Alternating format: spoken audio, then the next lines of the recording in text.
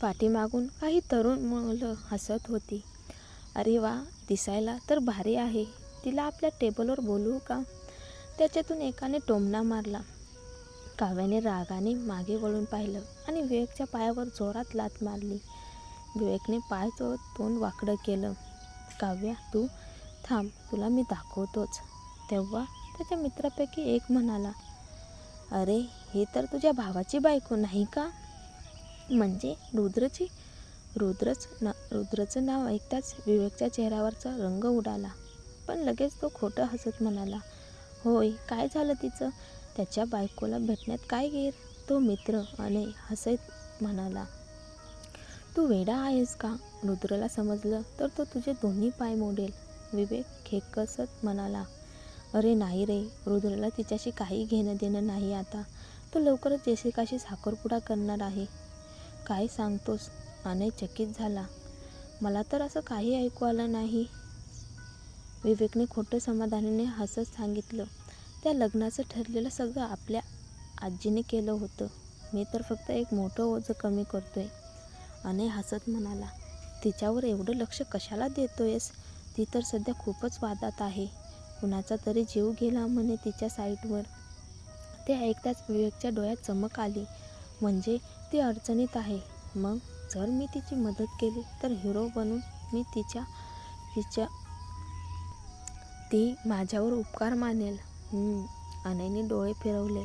तू तर खरंच वेडा आहेस रे. पण विवेकच्या नजरेचा खून आधीच विक्रमकडे गेला होता, जो बारमध्ये बसला होता. दुसऱ्या दिवशी सकाळी परिस्थिती आणखी बिघडली.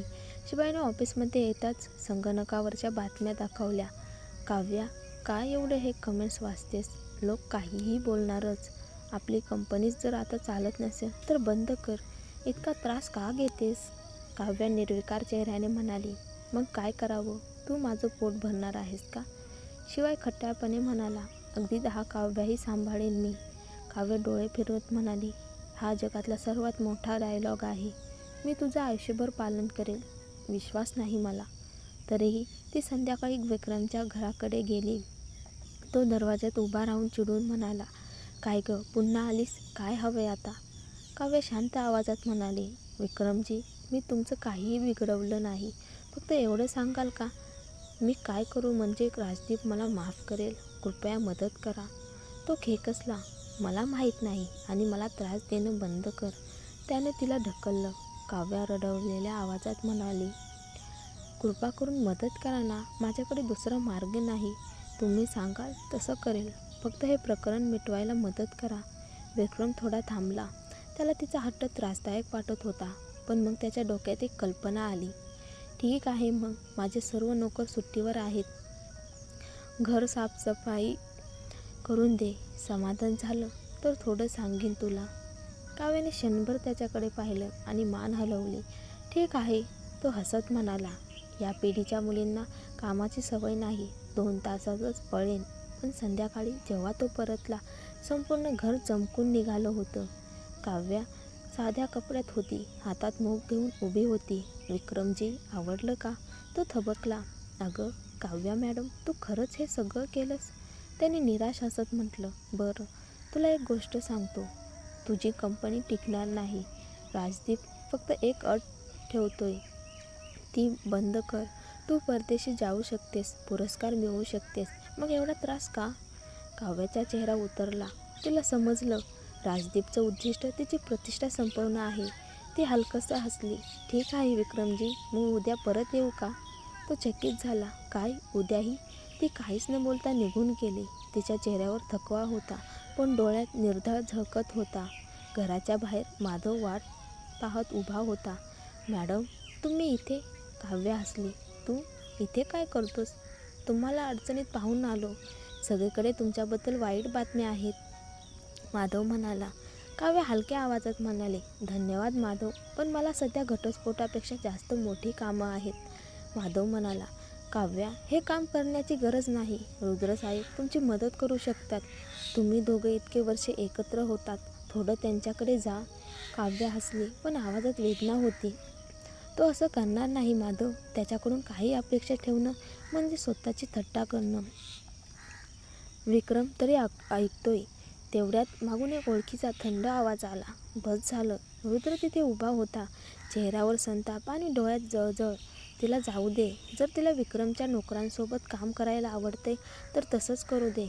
आणि जर अजून वेळ उरला असेल तर त्या बिल्डिंगच्या साफसफाईचं पण काम दे त्यांना, कारण ती त्यात तज्ज्ञ आहे. तो एवढं बोलून निघून गेला. माधवने डोकं खाली केलं. ही दोघं मागच्या जन्मी शत्रूच असतील, नाहीतर एवढं द्वेष कसा निर्माण होईल. दुसऱ्या दिवशी सकाळी विक्रम दार उघडतो आणि बाहेर पुन्हा काव्य उभी. तो चिडून म्हणाला, किती वेळा सांगू, मला काही सांगायचं नाही. काव्य हसली. ठीक आहे विक्रमजी, मी काही घाई करत नाही. तुम्ही जेव्हा मार्गदर्शन कराल तेव्हा ऐकेन. आत्ताचा वेळ नाही का? मग साफसफाई सुरू करते. विक्रम हतबल झाला. ही मुलगी वेडी आहे का? पण मग त्याला कालचा गायकवाड ग्रुपचा फोन आठवला. त्याने गालातल्या गालात हसत सांगितलं, ठीक आहे, मग आज तू माझ्या कंपनीच्या बिल्डिंगला जा. तिथले सफाई कामगार आज सुट्टीवर आहेत. काव्याने क्षणभर विचार केला. हे ठिकाण तिला कुठेतरी ओळखीचं वाटलं. ती हसली. ठीक आहे, मी जाईन. काव्या पुन्हा दुसऱ्या दिवशी विक्रमच्या कंपनीत साफसफाईचं काम करत होती. त्या उंच इमारतीच्या एका कोपऱ्यातून रुद्र शांतपणे तिच्याकडे पाहत होता. खाली काव्या झाडू आणि पोछा घेत परिश्रमपूर्वक मजला पुसत होती. तिचे कपडे घामाने ओले झाले होते, पण ती एक क्षणही डोळे वर करत नव्हती. जाणारे कर्मचारी तिच्याकडे बोट टाकून कुजबुजत होते.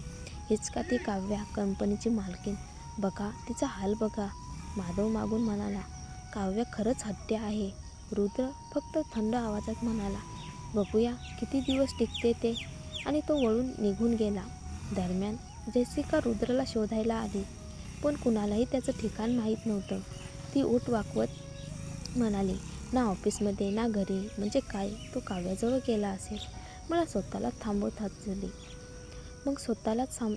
हसली. नाही, ते शक्यच नाही. जा, शोधून काढ. काव्या कुठे आहे? सहाय्यकाने सांगितलं. मॅडम, ती तर आजकाल बातम्यांमध्येच आहे. सगळीकडे तिच्याच चर्चा आहेत.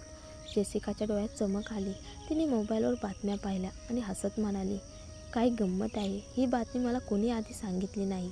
तिने लगेच शोध घेतला आणि समजलं की काव्या एका छोट्या कंपनीत सफाई कामगार म्हणून काम करते. काव्यासमोर. जेसिकाने लांबूनच बघितलं.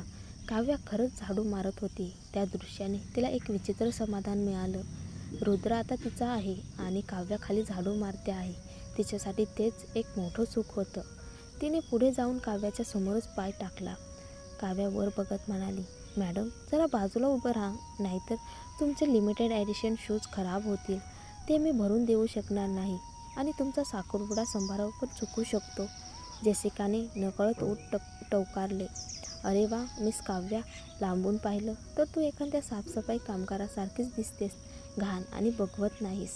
काय झालं, एवढी नाक उंच मुलगी आता इथे जमिनीवर पोछा मारते. तुझा वासही येतोय घाणीतला. फारच घृणास्पद. काव्या निर्विकार चेहऱ्याने म्हणाली, तर मग जरा दूर उभं राहा, नाहीतर चुकून माझा पोछा तुमच्यावर लागू शकेल. जेसिकाला धक्का बसला. ती मागे सरकली. तिने संतापून मागे बघितलं आणि आदेश दिला, ही साफसफाई आवडते ना हिला? मग करू दे खरी साफसफाई. तिच्या इशाऱ्यावर काही लोकांनी मोठे कचरापेटीचे बादली आणले आणि सगळी घाण काव्याच्या समोर ओतली. काव्या थक्क झाली. ती शांतपणे जेसिकाकडे बघत म्हणाली, जेसिका मॅडम, तुम्ही आधीच रुद्रच्या आयुष्यात जागा मिळवली आहे. मी हरले तरी तुम्हाला अजून मला त्रास का द्यायचा आहे? थोडे तरी दया ठेवा. जेसिकाने थंड आवाजात हसत उत्तर दिलं, मला पडलेली कुत्री लाथ मारल्याशिवाय राहवत नाही. आणि तो रुद्रला जाऊन सांगणार का? त्याला तुझी काळजी असती तर तो तुला इथे झाडू मारू दिला असता का? काव्या दात ओठात दाबून उभी राहिली. जेसिकाने पुन्हा लोकांना उद्देशून म्हटलं, अरे अजून कचरा आणा. एवढा पुरेसा नाही तिच्यासाठी. तेवढ्यात मागून एक आवाज आला, इनाफ. सगळे थबकले. तो होता विवेक. त्याने जेसिकाकडे कटाक्ष टाकत म्हटलं, जेसिका, थोडं मर्यादित वाग. काव्याने तुला काही केलं नाही. जेसिकाने नाक उंचावत म्हटलं, अरे वा, पूर्वी माझ्या पाठीशी धावणारा आता तिच्यासाठी उभा राहतोय. कुत्रे आणि कचरा यांचं नातं कायमच असतं. विवेक रागाने म्हणाला, काव्या कदाचित शांत राहील, पण मी नाही. अजून त्रास दिला तर रुद्रला तुझ्या जुन्या शौर्य कथाची आठवण करून देईन. जेसिकाच्या चेहऱ्यावरची चमक गायब झाली. ती संतापाने काव्याकडे बघून निघून गेली. काव्या तिच्या मागे बघत शांत झाली. विवेकने हातातला पोछा घेतला आणि म्हणाला, मी लोकांना बोलवतो साफ करायला. तू जेसिकाला खूप वर्षापासून ओळखतोस ना? हो, तो थोडा संकोचत म्हणाला. मग तू माझ्याजवळ का आलास? तिच्या सांगण्यावरून विवेकच्या चेहऱ्यावर गंभीरता आली. मी तिचं ऐकत नाही आता. तिच्या खेळात मला रस नाही. काव्या हलकं हसली. तरीही आज मदत केलीस, धन्यवाद. विवेक थोडा चकित झाला. तू रागावली नाहीस? मी आधी चुकीच्या हेतूने जवळ आलो होतो. काव्या म्हणाली, मी मूर्ख नाही विवेक. मी ओळखत होते. माझ्यासारखी बाई बघून एखादा पुरुष एवढा सहज भावना विवश होतो असं नाही. विवेक फक्त शांत राहिला. तू हे का करते आहेस? त्याने विचारलं. विक्रमसारखा माणूस गरिबीतून वर आला. त्याचं मन मऊ आहे. मी प्रयत्न करत राहिले तर कधीतरी तो बोलू शकतो. विवेकने मान हलवले आणि म्हणाला, ठीक आहे, पण आधी काहीतरी खा. दिवसभर पोटात अन्न नाही. तो काही आणायला निघून गेला. दरम्यान विक्रम परत आला. त्याने सगळं ऐकलं होतं. काव्या पुन्हा काम संपवून उभी होती. चेहऱ्यावर थकवा पण डोळ्यात तेज. विक्रम म्हणाला, मिस काव्या, खरंच काय सांगू तुला? काव्या थकलेल्या हसऱ्या चेहऱ्याने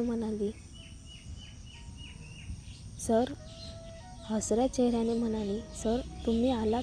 तो तिच्याकडे पाहतच राहिला. ठीक आहे, सांगतो तुला. त्या माणसाचा मृत्यू अपघात नव्हता. कोणीतरी त्याला ढकललं होतं. काव्या थबकली.